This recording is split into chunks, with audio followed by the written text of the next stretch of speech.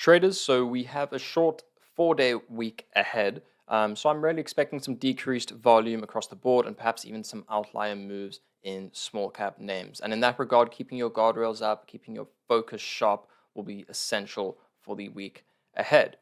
Now, without further ado, let's get right into my top ideas for this week's action. And I'm going to go over my top ideas, which could make significant directional moves. And I'm also going to be outlining, as always, my exact thought process and entry and exit target. So let's get right into it. First idea is continuation in Coinbase. So I had a nice long swing last week in Coinbase. Intraday getting a nice entry on the breakout around 216 as I first noticed that we had some momentum to the upside. Caught a consolidation breakout there to initiate the swing with options, as well as stock. And later in the week, I sold in the high 230s. But I really like how Coin has broken above this wedge. And last week on Friday, we were able to close above the 50-day, which in the short term had acted as resistance. So I really like the strength that it's shown in the previous few days. Now, ideally, one would want to be long, versus 220 right now. The swing long would already be initiated against kind of the low of this short-term 4-day consolidation. But after capturing a nice multi-day move last week, personally for me, after it broke above 216, covering the high 230s, I'm looking for re-entry as I have a little bit of cushion now for the trade on the long side. Here's my specific plan. I'm going to be looking for a dip, a higher low in the region of 232 down into 228 potentially. So if we get any dip and a higher low within that region, close to where the 50-day is, ideally that turns into an area of support going forward. I'm then going to be using the 15-minute time frame for entry and management, together with some intraday, multi-day VWAPs. My first target will be a small scale out above Friday's high. So if we break above 238 convincingly, that's where I'll look to take a little bit of my size off.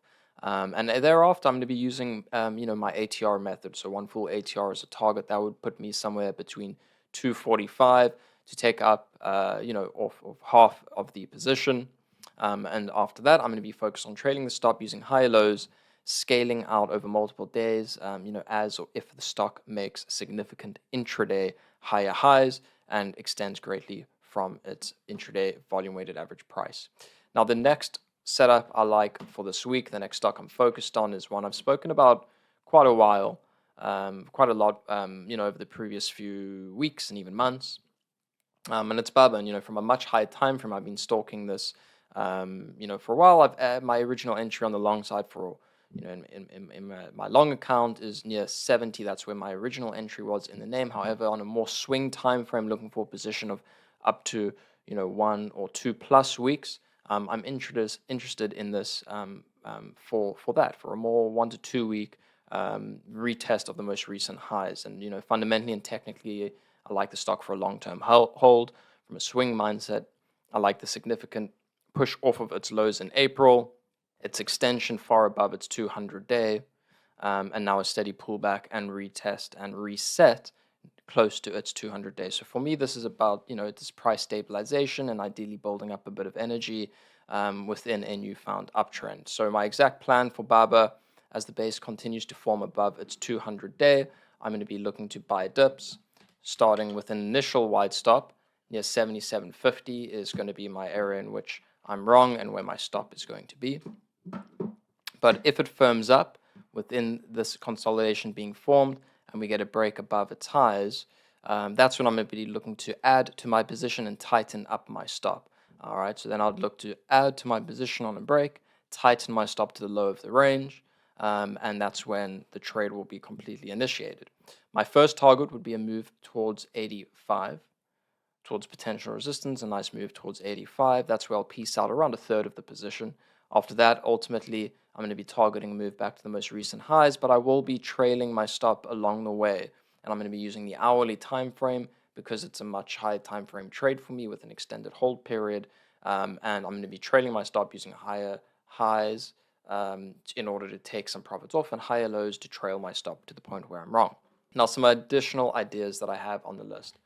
FFIE for this, let's rather put on VWAP than moving averages. So FFIE, what am I looking for here? We had an excellent plan from last week, looking to get a short into a potential supply zone, multi-day VWAP, that was around 2. That trade worked out perfectly. Now, earnings are coming out on Tuesday. I'm hoping for any push ahead of that, ahead of earnings, which should be really a non-event, if anything, a negative event, and anything towards 140s, 150s, towards 170s would be really good for the short entry for me.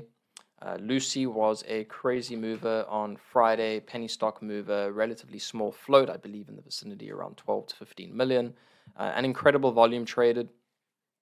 So, for me, ideally this can turn into a multi-day runner for an eventual blow-off type intraday parabolic, uptrend snap for a short.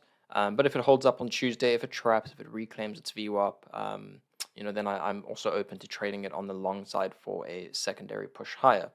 GME, of course, put out the completed ATM PR Friday after the close, causing the spike higher and pretty significant bounce there. Hopefully it bounces. Hopefully, that this move continues. It really would be a gift to shorts, in my opinion, based on the amount of overhead now that exists. But if we get any push 25, even 30 plus, any extended short-term move, I think would be a bit of a gift, not only to bag holders to exit their position for minimal loss or break even, but to shorts to re-enter the position on the short side, based on the fundamentals here and obviously the dilution and just the overhang that exists in the stock now. So those are the main stocks that I'm going to be watching this week. Let me know your thoughts. Let me know if you have similar ideas but a different plan for entry, for exit, for trade management in those stocks. And as well, let me know what stocks are on your list. I would love to hear, and I would love to see what you guys are watching for the upcoming week, the short week, remember. So maintain focus and double down on risk management. We might get some outlier moves on less volume. Good luck, and I'll see you all next week. So you're an active trader, not doing as well as you want, not doing as well as you deserve, and you just can't figure out why you can't become profitable no matter how hard you try. Well, let me show you why. This is your competition. The traders in this room. This room right here is full of elite traders, some of whom are making 7 and even 8 figures a year. In fact, our top guys have made nearly 20 million each in net trading profits in a single year. Let's head to my office so I can share more. So you're probably used to seeing videos of lavish trader lifestyles, trading gurus trading off of a laptop for an hour a day, heck, maybe even 15 minutes a day, and then them relaxing on some secluded beach for the rest of the day. Well, all I can tell you is that our traders train like pro athletes. They live and breathe the markets and are continually working on their trading skills. Because at our firm, that's what we found it really takes to make it in this game. I'm Mike Bellafiore, co-founder and managing partner of SMB Capital, one of the world's top proprietary trading firms located in Midtown Manhattan. And we're always looking for trading talent to hire and develop. And not just to trade in-house on our desk, but also to trade from their own home, entirely using our firm's capital. And we have numerous traders doing just that, allowing them to make upwards of 7 figures trading the firm's capital without risking their own money. But to even get a shot at something like that, you need to have the right training. That's why we're doing a new free online presentation in which we share how you can get an interview with SMB to become an in-house or remote trader, trading firm capital without risking yours and gaining access to all of our firm's coaching and resources. And the best part?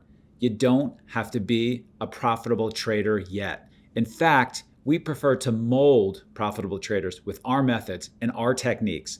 That's why we have just 3 simple criteria that can earn anyone an interview. We're looking for highly ambitious and determined traders who fit our culture first and foremost. So if you believe that could be you, sign up for the free 1-hour online presentation by clicking the link that's in your top right corner of your screen now.